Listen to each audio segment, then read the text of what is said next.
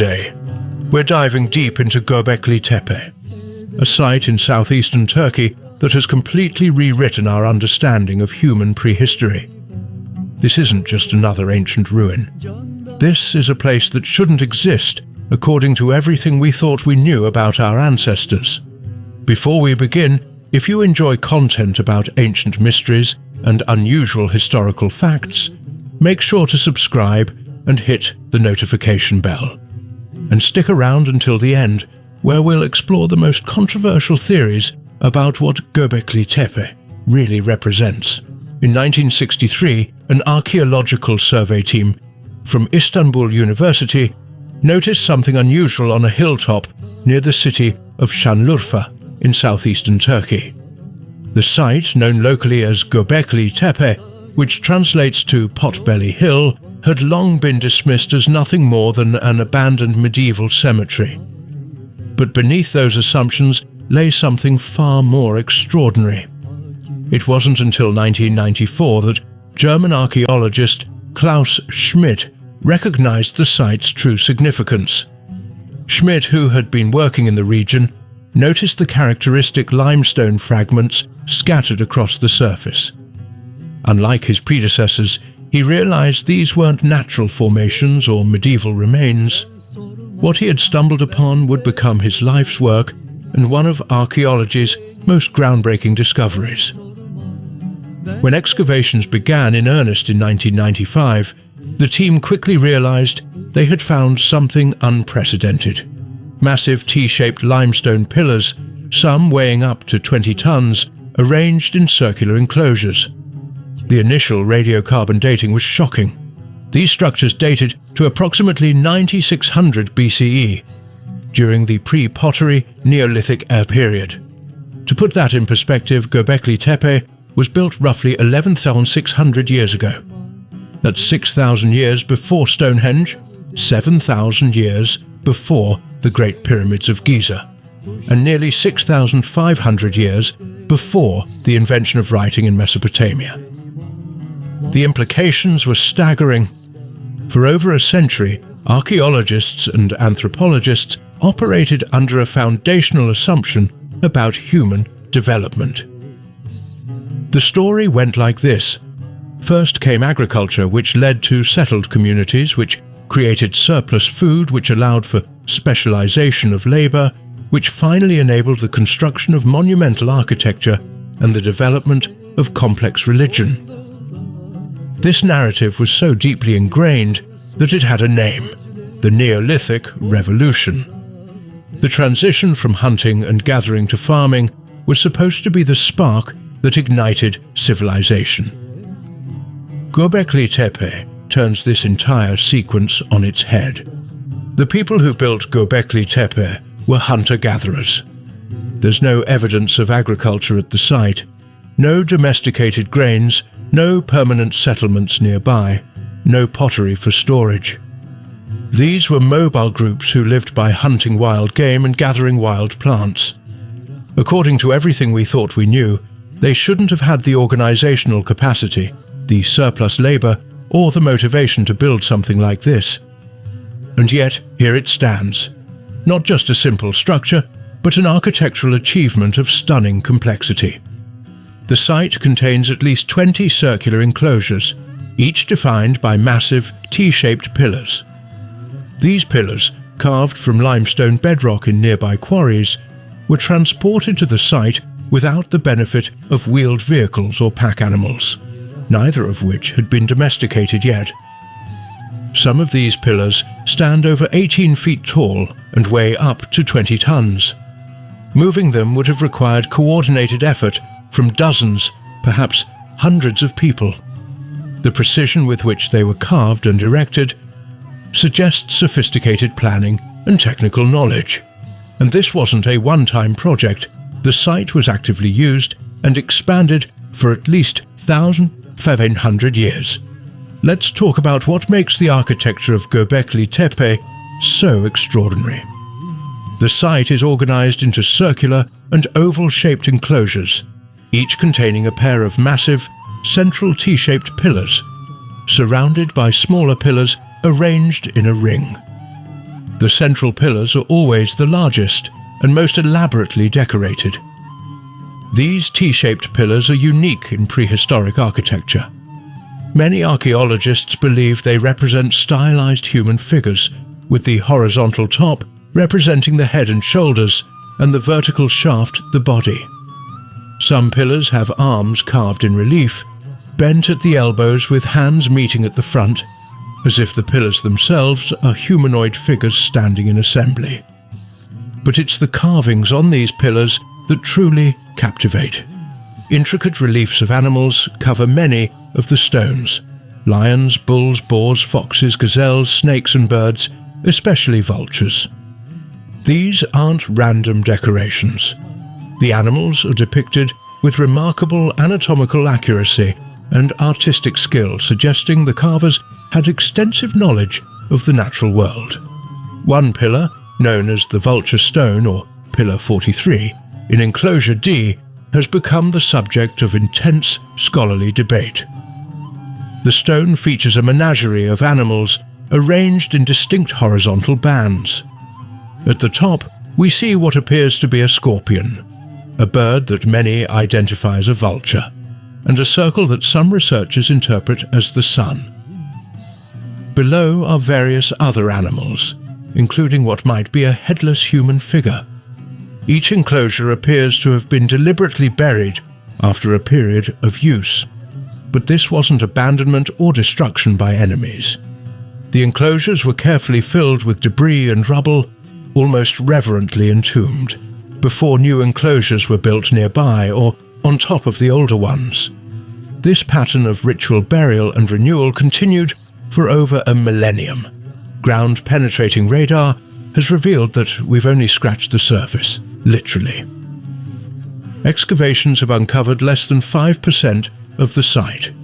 Beneath the soil, dozens more enclosures await discovery, each potentially holding new clues to understanding this enigmatic place. Here's where things get really fascinating. In recent years, researchers have begun to uncover what might be the true purpose of Göbekli Tepe, and it has everything to do with the sky. In 2017, researchers Martin Sweatman and Dimitrios Tsikritsis published a groundbreaking paper proposing that the animal carvings at Göbekli Tepe aren't just artistic representations. They're astronomical symbols, a form of ancient star map that records a catastrophic cosmic event. If you've ever read a book on ancient astronomy, like E.C. Krupp's Echoes of the Ancient Skies, you'll know that ancient peoples around the world were sophisticated astronomical observers. They tracked the movements of celestial bodies with remarkable precision, encoding this knowledge in their monuments and myths. Göbekli Tepe appears to be one of the earliest examples of this practice. The Vulture Stone, that enigmatic Pillar 43, may represent the positions of constellations as they appeared in the night sky around 10,150 BCE. The scorpion might represent Scorpius, the vulture could be Sagittarius, and other animals correspond to other constellations that would have been visible at that time. If this interpretation is correct, the builders of Göbekli Tepe possessed knowledge of precession, the slow wobble of Earth's axis that causes the positions of stars to shift over thousands of years. Understanding precession requires multi-generational observation and record-keeping. In modern astronomy, books like Astronomy, A Beginner's Guide to the Universe, by Eric Chasson and Steve McMillan, precession is explained as a 26,000-year cycle. For hunter-gatherers to recognize and record this phenomenon suggests either an incredibly long tradition of sky-watching or knowledge inherited from an even earlier source. But why would they carve these astronomical observations into stone? Sweatman and Tsikritsis propose that the carvings commemorate a specific event, a comet impact around 10,950 BCE, during a period known as the Younger Dryas. This impact, they argue, triggered rapid climate change, megafaunal extinctions, and possibly the collapse of earlier human cultures. The Younger Dryas was a mysterious cold period that interrupted the warming trend at the end of the last ice age. Temperatures plummeted, glaciers advanced, and ecosystems were disrupted. The cause has long been debated, but growing geological evidence supports the comet impact hypothesis, including a layer of platinum and microscopic diamonds found in sediments from this period. If Göbekli Tepe was built to memorialize this cosmic catastrophe, it transforms our understanding of the site. It would be humanity's first disaster memorial, a stone archive warning future generations about the dangers from the sky. The deliberate burial of each enclosure after a period of use might represent a ritual renewal of this warning, a way of keeping the memory alive across centuries. The construction of Göbekli Tepe would have required unprecedented cooperation among hunter-gatherer bands. These groups typically numbered 25 to 50 individuals who moved seasonally to follow game and gather wild plants. Building even one of Göbekli Tepe's enclosures would have required hundreds of workers. Archaeological evidence suggests that multiple groups gathered at the site periodically, perhaps seasonally. Massive amounts of animal bones have been found, predominantly from wild species like gazelle and aurochs, ancient wild cattle. These aren't the bones of daily meals, but of feasts, enormous gatherings where hundreds or thousands of people came together. The organization required is staggering. Someone had to coordinate the labor, plan the construction, maintain the knowledge of quarrying and carving techniques, and organize the provisioning of food and water for the workers. This suggests a level of social complexity far beyond what we traditionally associate with hunter-gatherers. Klaus Schmidt, the site's principal excavator until his death in 2014, proposed that Göbekli Tepe was built by a cult of the dead, a religious organization that transcended individual tribal groups. The site served as a regional pilgrimage center, a sacred place where disparate bands gathered for ritual, feasting, and the construction and maintenance of the stone enclosures. This interpretation has radical implications. It suggests that religion, not agriculture, was the primary driver of social complexity. The need to gather for religious ceremonies created the organizational structures that eventually made settled agriculture possible. In other words, we didn't build temples because we had civilization. We built civilization because we had temples. The region around Göbekli Tepe is actually the birthplace of agriculture. The wild ancestors of wheat, barley, and many other domesticated crops grow naturally in this area.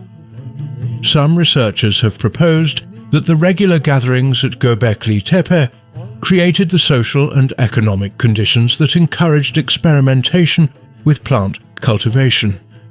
The feasts demanded enormous quantities of food. Managing and eventually cultivating wild cereals would have been a practical response to this demand. Let's return to that comet impact hypothesis, because it's central to one of the most controversial theories about Göbekli Tepe. Around 10,950 BCE, during the Younger Dryas period, something catastrophic happened.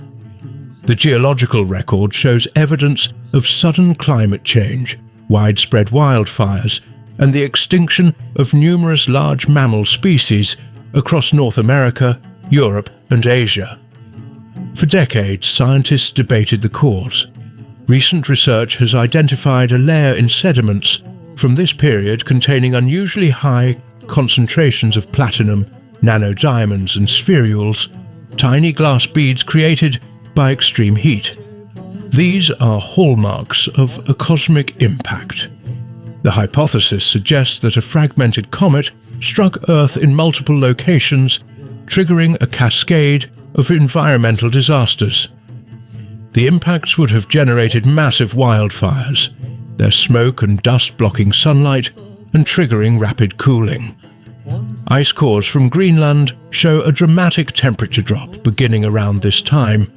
Within decades, the climate shifted from warming to a deep freeze that would last for over 1,000 years. For the humans living through this period, the effects would have been devastating. Food sources disappeared, territories became uninhabitable, and entire cultures may have collapsed. Some researchers believe that survivors of this catastrophe built Göbekli Tepe as both a memorial and a warning. The astronomical alignments weren't just for timekeeping. They were a message. This came from the sky, and it could happen again. This theory connects to a broader question. Could there have been advanced cultures before Göbekli Tepe? Civilizations that were destroyed in the Younger Dryas catastrophe. It's a controversial idea, one that mainstream archaeology generally rejects due to lack of physical evidence. But Göbekli Tepe itself was considered impossible until it was discovered. It reminds us that absence of evidence is not evidence of absence. What's clear is that the builders of Göbekli Tepe possessed knowledge and capabilities that surprise us. Whether they inherited this knowledge from predecessors or developed it themselves, they created something that endures as a testament to human resilience and ingenuity in the face of cosmic uncertainty. So what actually happened at Göbekli Tepe? While we may never know every detail, the archaeological evidence paints a compelling picture. This was a place of ritual, of gathering, of connection between earth and sky. The enclosures were likely covered with roofs, creating dark interior spaces illuminated only by fire. Imagine entering one of these structures at night. The massive pillars loom in the flickering firelight, their animal carvings seeming to move in the shadows. Above, through any openings in the roof, the stars wheel across the sky in their eternal dance. The pilgrims who gathered here would have participated in ceremonies tied to celestial events. Books on archaeoastronomy like Sky Watchers of Ancient Mexico by Anthony Avini describe how later ancient cultures aligned their temples to solstices, equinoxes, and stellar risings. Göbekli Tepe's builders likely did the same, timing their gatherings to moments when the sky held special significance. The feasting was essential, breaking bread together, or in this case, sharing roasted gazelle and aurochs, created social bonds across tribal lines. Food has always been at the heart of human ritual. It nourishes not just the body but the community, transforming a collection of individuals into a unified whole. The deliberate burial of enclosures adds another layer of meaning. After a generation or more of use, an enclosure would be carefully filled with debris and sealed. Was this a response to natural damage, a ritual renewal, an acknowledgement that the specific astronomical alignments had shifted due to precession, requiring new structures oriented to the current sky? Whatever the specific reason, the pattern suggests that Göbekli Tepe was a living tradition, constantly evolving and adapting while maintaining its core purpose as a bridge between humanity and the cosmos. For over 1,500 years, people returned to this hilltop, adding their own contributions to a project that spanned dozens of generations. Around 8000 BCE, something changed. Göbekli Tepe was abandoned.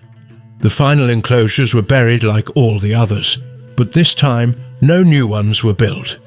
The reasons remain unclear.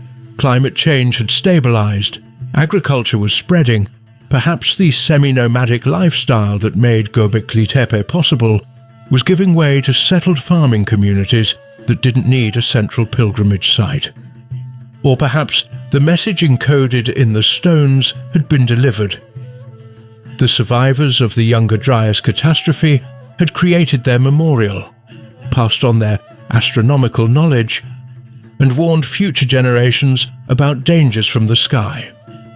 With that mission accomplished, the site could be respectfully sealed, its knowledge transferred to newer forms of cultural memory.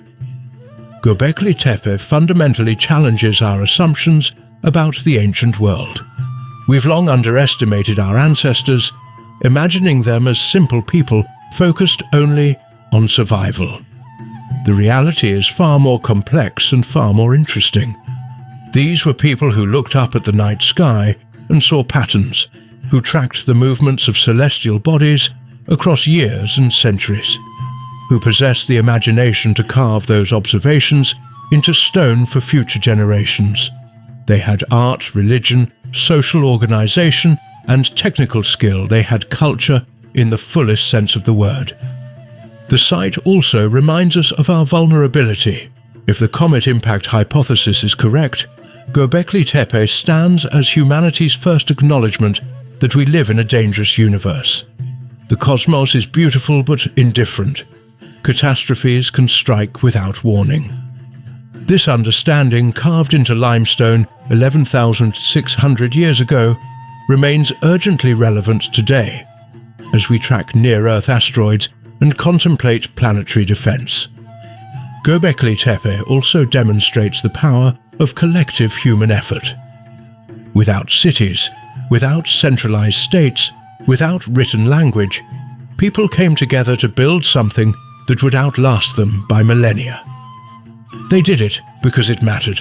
They did it because they believed future generations needed to know what they knew. As excavations continue and new discoveries emerge, we'll undoubtedly revise our understanding of Göbekli Tepe. That's the nature of archaeology. But some truths seem certain. This was a place of profound importance, built by people of remarkable capability, serving a purpose that connected earth and sky, past and future, individual and community. Perhaps most importantly, Göbekli Tepe teaches us humility. How many other sites remain buried, waiting to overturn our assumptions? How much knowledge have we lost? How many civilizations rose and fell before recorded history began? The past is far stranger and more sophisticated than we imagine. Göbekli Tepe is proof. Standing on that windswept hilltop in southeastern Turkey, surrounded by limestone pillars carved by hands that turned to dust 11,600 years ago, you can't help but feel a connection across time.